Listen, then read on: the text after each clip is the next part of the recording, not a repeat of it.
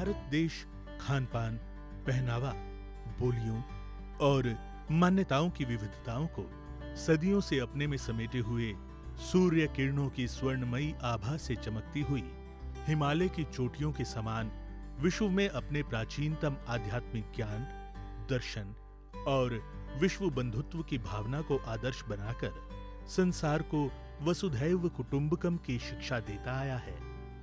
ये भारत देश ही है जिसने किसी समय अपनी सभ्यता के वैभव और विराट शक्ति संपन्नता के क्षितिज पर होने पर भी किसी राष्ट्र को शक्ति के बल पर कभी कुचलने की कोशिश नहीं की। आदिकाल से ही इस देश के सुविकसित आर्यों ने विदेशी यमन, हूण, शक आदि अनेकों जातियों को अपने यहां संरक्षण दिया और सुरक्षा देकर उन्हें गले लगाया।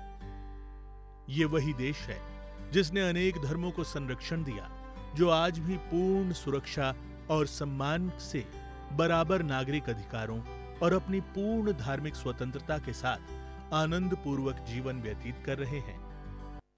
26 जनवरी का दिन भारत की विशालता और उदारता को समझने का दिन है, क्योंकि आज के ही दिन भारत में विश्व का सबसे बड़ा और व्यापक संविधान लागू हुआ था, जिसमें सभी नागरिकों को उनके मौलिक अधिकार और सांस्कृतिक, धार्मिक तथा वैचारिक स्वतंत्रता का अधिकार प्राप्त हुआ।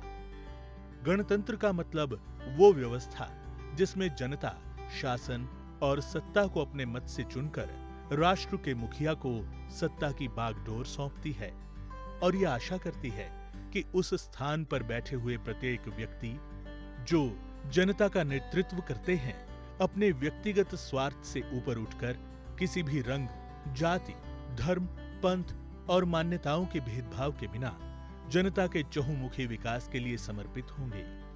ये गणतंत्र की ही शक्ति है कि इसमें कोई भी व्यक्ति किसी भी वंशानुगत सत्ता के अधिकार का दावा नहीं कर सकता।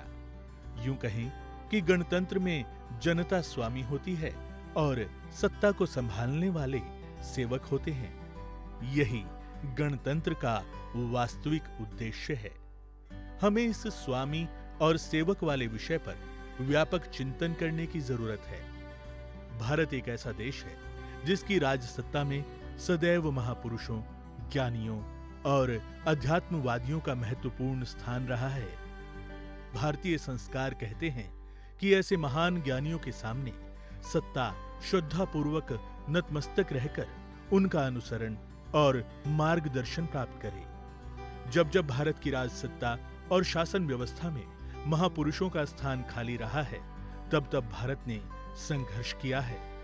इसलिए हम सब देशवासियों को समझना है कि देश महापुरुषों की उपस्थिति के बिना अपने सर्वकालिक गौरव को हासिल करने में अक्षम होता है। आइए हम सब मिलकर संपूर्ण उत्साह और सौहार्द के साथ इस राष्ट्रीय उत्सव को स्वाभिमान के साथ मनाएं। सद्गुरुदेव श्री सतपाल जी महाराज और उनकी संस्था मानव उत्थान सेवा समिति की ओर से इस गणतंत्र दिवस की समस्त देशवासियों को हार्दिक शुभकामनाएं।